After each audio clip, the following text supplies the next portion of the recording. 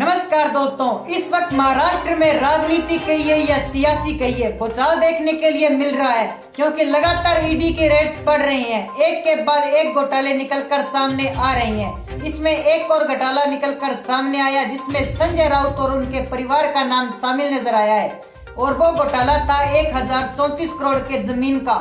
अब इसी पर आपको बता दें कि जिस तरीके से ईडी छापेमारी कर रही है, इस पर संजय राउत का बयान आया है, क्योंकि संजय राउत इस पर कुछ कहते हुए नजर नहीं आ रहे थे, क्योंकि उन्होंने चुप्पी साझा कर रखी थी।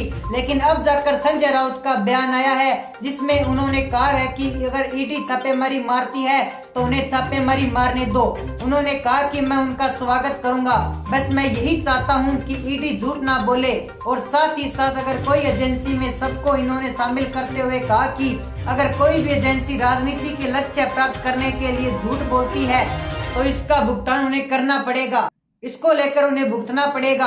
उन्होंने लिखा, अधिकारियों से लेकर मंत्रियों तक सभी जेल गए हैं, तो ऐसे में ईडी झूठ ना बोले, ना ही किसी राजनीति लक्ष्य प्राप्त करने के लिए इस तरीके से छापामारी करें। इससे पहले भी कई बार आपको बता दें कि संजय राउत का बयान निकलकर सामने आया है, जिसमें संजय राउत यह कहते थे कि बीजेपी ने सेंट्रल एजेंसी के साथ यानी ईडी और सीबीआई के साथ छापेमारी जहां पर होती है, ये सब को लेकर उन्हें गठबंधन करके रखा है।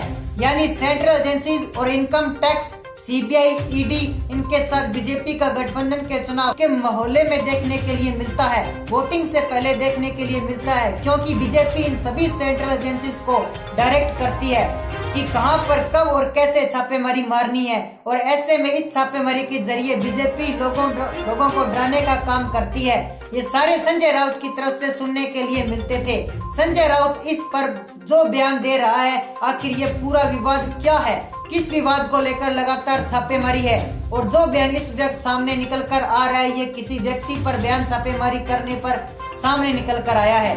इसमें आपको बता दें जरा विस्तार से, दरअसल आपको बता दें कि इस वक्त सभी घोटाले का मामला महाराष्ट्र में जोरों शोरों से चल रहा है, जिसमें एक के बाद एक फर्जी वर्ड सामने निकल कर आ रही हैं। घोटाले का सिलसिला महाराष्ट्र के सरकार में खत्म होने का नाम नहीं ले रहा है।